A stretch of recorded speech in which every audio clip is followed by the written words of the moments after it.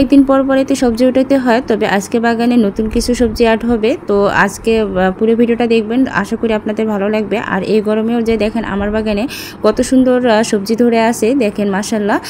অনেকের কিন্তু বেগুন কিন্তু গাছে একদমই হচ্ছে না, মাশাল্লাহ দেখেন আমার গাছে বেগুন একদম থোকায় থোকায় ধরে আছে।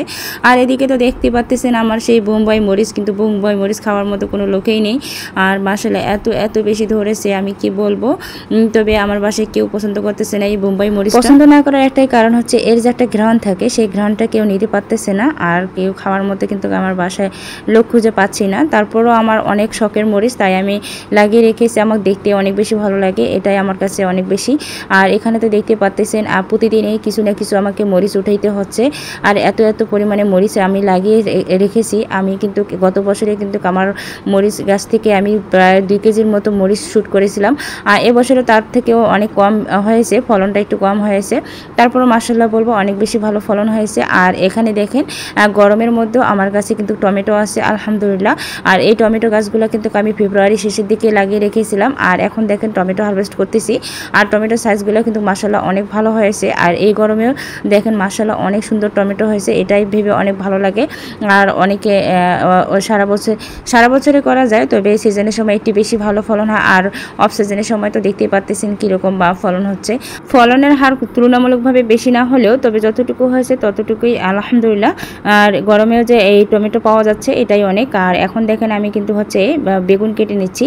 আর এই বেগুনগুলোর বৈশিষ্ট্য হচ্ছে যতই রোদ বৃষ্টি হোক না কেন কোনো রকম সমস্যা হয় না, পোকা আক্রমণ করে না, কিংবা হচ্ছে অন্য কোনো হচ্ছে বেগুন গাছটার কোনো রকম হচ্ছে রোগবালাইও হয় না। মাশাআল্লাহ অনেক ভালো ফলন দেয়। গত বছর থেকে আমি এই বেগুনটাই চাষ করি এই গরমের সময়। এই বেগুনটার আরেকটা গুণ আছে যে হচ্ছে ছোট ছোট পলিব্যাগের মধ্যেও কিন্তু আমি যে চাষ করি তারপরে কিন্তু অনেক ভালো ফলন দেয়। আর বড় টবে যদি লাগান আরও বেশি ভালো ফলন দেবে। আর এখানে দেখতে পাচ্ছেন আমার মাত্র একটা চাল কুমড়া হয়েছে। তো এই চাল কুমড়াটাকে আজকে কেটে নিয়েছি, কারণ এই গাছটা একদমই হলুদ হয়ে গেছে, এখন আর রেখে লাভ নেই। দেখতে পাচ্ছেন একটা চাল কুমড়া গাছ থেকে একটাই চাল কুমড়া হয়েছে। এটা খুব একটা বেশি ভালো হয়নি। তো দেখতে পাচ্ছেন কুমড়াটার সাইজটাও কিন্তু খুব একটা বেশি বড় হয়নি। কেন জানি এরকম হচ্ছে আমি জানি না। লাউ এবং হচ্ছে কুমড়া জাতীয় ফসলগুলো কিন্তু জানি খুব একটা বেশি আমার হাতে ভালো হয় না। তো মাশাআল্লাহ দেখেন এখন আমি হচ্ছে ভেন্ডি উঠাচ্ছি। আর এই ভেন্ডি গাছগুলো আমি মাত্র তো কয়েকদিন আগে লাগাইলাম আলহামদুলিল্লাহ। এইবারে সহ অনেকবার ভেন্ডি উঠাইছি। আর মাত্র 12টা গাছ থেকে কিন্তু প্রায় যখন আমি ভেন্ডি উঠাই প্রায় হাফ কেজির মতো করে উঠাই। তো এদিক থেকে আমি হচ্ছে কিছু পাকা মরিচ উঠাই নিলাম। আর এগুলা কিন্তু প্রতিদিনই আমাকে উঠাইতে হয়। আর আজকে দেখেন মাশাআল্লাহ কতগুলো আমি পাকা মরিচ সহ অন্যান্য সবজি উঠাইছি।